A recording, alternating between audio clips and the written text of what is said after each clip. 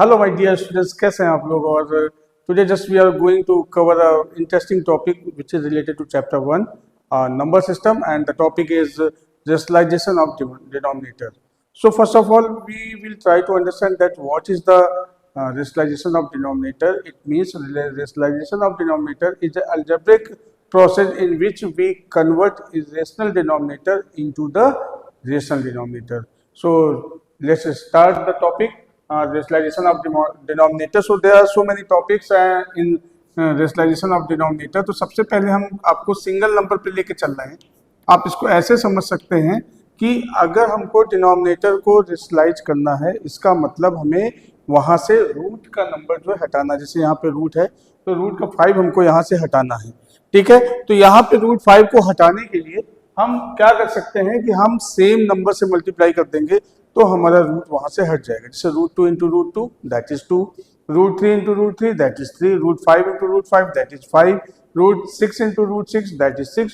तो इसको अगर हमको डिनोमिनेटर को रेशनलाइज करना है तो हम इसको इस प्रकार से रूट 5 से हम इसको मल्टीप्लाई कर देंगे न्यूमरेटर एंड डिनोमिनेटर में।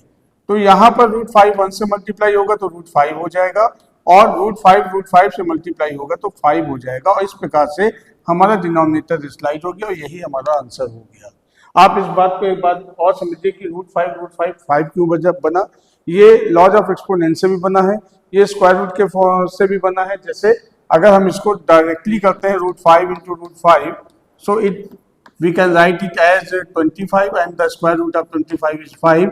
अगर हम इसको लॉज ऑफ एक्सपोनेंट से लेके जाते हैं तो root 5 into root 5 that will be equals to 5 to power 1/2 into 5 to the power 1/2, and that will be 5 to the power 1/2 plus 1/2, and that will be 5 to the power 1 means that is equals to 5। तो अगर हम किसी single number के root के number को same number से multiply कर देते हैं तो हमारा रूट का साइन हट जाता है। और क्यों हट जाता है, इन दो तरह से वो हटा सकते हैं आप। या तो आप उसको जो है स्क्वायर रूट निकाल लीजिए, या आप उसको एक्सपोनेंट लॉज ऑफ एक्सपोनेंट को फॉलो करके आप उसको हटा सकते हैं। तो ये तो था सिंगल नंबर का। जैसे मान लीजिए एक और ले लीजिए, 1/√3 ले लीजिए। 1/√3 into √3/√3, so that will be equals to √3/3। एक ये हो गया। अगर मान लीजिए कोई नंबर इस प्रकार से 2√7, तो यहाँ पे ध्यान देने वाली बात यह है कि हमारा √7 जो है वो इरेशनल है, 2 नहीं है। तो हमको इसको हटाने के लिए हमको सिर्फ √7 से मल्टीप्लाई करना है, √7/√7, और ये इस प्रकार से हमारा बन जाएगा √7 अपॉन √7 7 2 जा 14, and that will be the required answer.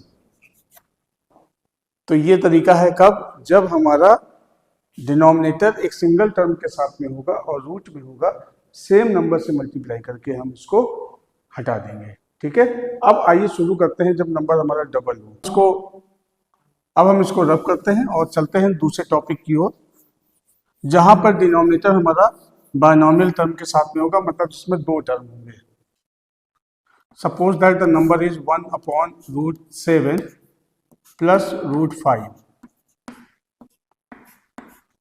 अब यहां पर हम देख रहे हैं कि डिनोमिनेटर में हमारे 2 टर्म हैं, और इस टर्म का डिनोमिनेटर रेशनलाइजेशन का मतलब कि यहाँ से भी रूट के नंबर को हटाना है। इसके लिए हम इसके कॉन्जुगेट नंबर से मल्टीप्लाई करेंगे। अब what is conjugate number? Number same रहेंगे, साइन जो है हमारा वो चेंज हो जाएगा। अगर प्लस का नंबर है तो माइनस, और अगर माइनस का है तो प्लस। ऐसा क्यों करते हैं ये भी समझ लीजिए। हम इसको एक आइडेंटिटी का फॉर्म देते हैं, a+b और a-b। अगर हमारा a+b दिया हुआ है तो हम सेम नंबर के साथ में a-b से मल्टीप्लाई करते हैं, और वो हमारा a² - b² बन जाता है। और जैसे ही किसी रूट के नंबर का स्क्वायर होता है उसका रूट हट जाता है, आपको पता है। तो कॉन्जुगेट नंबर का मतलब है कि आपका नंबर जो होगा वो डिजिट सेम होगी। साइन प्लस है तो माइनस हो जाएगा, माइनस है तो प्लस हो जाएगा। तो देखिए यहाँ पर हम इसको किससे मल्टीप्लाई करेंगे, √7 प्लस √5 है, हम इसको मल्टीप्लाई करेंगे √7 माइनस √5 अपॉन √7 माइनस √5। तो यहाँ पर √7 माइनस √5 1 से मल्टीप्लाई होगा तो सेम नंबर आ जाएगा √7 minus √5, and when we multiply this and we will use the identity a+b a-b, then it will be a² minus B square. So √7 minus √5, 7 minus 5, so √7 minus √5 upon 2, that is the required answer. अब यहाँ देखिए denominator क्या है, denominator हमारा जो है आपका rationalise हो चुका है, रूट का नंबर हट चुका है। तो ये बायनॉमियल नंबर, अब इसमें क्वेश्चन जितने कठिन चाहो उतने कठिन बना लो, ठीक है।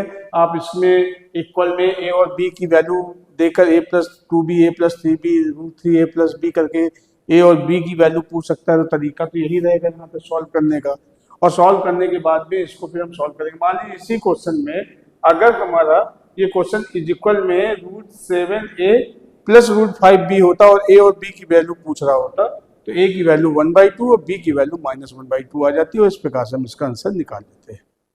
तो ये था रेशनलाइजेशन। अपनी किताब उठाइए एनसीईआरटी के रिफ्रेशर की, और इस तरह के जितने क्वेश्चन मिले इसको आप कर डालिए, और अगर कोई डाउट आता है तो कमेंट सेक्शन में बोलिए, हम आपको उसके लिए एडवांस आपको इससे और टफ जो है आपको नया वीडियो बना के देंगे, ठीक है।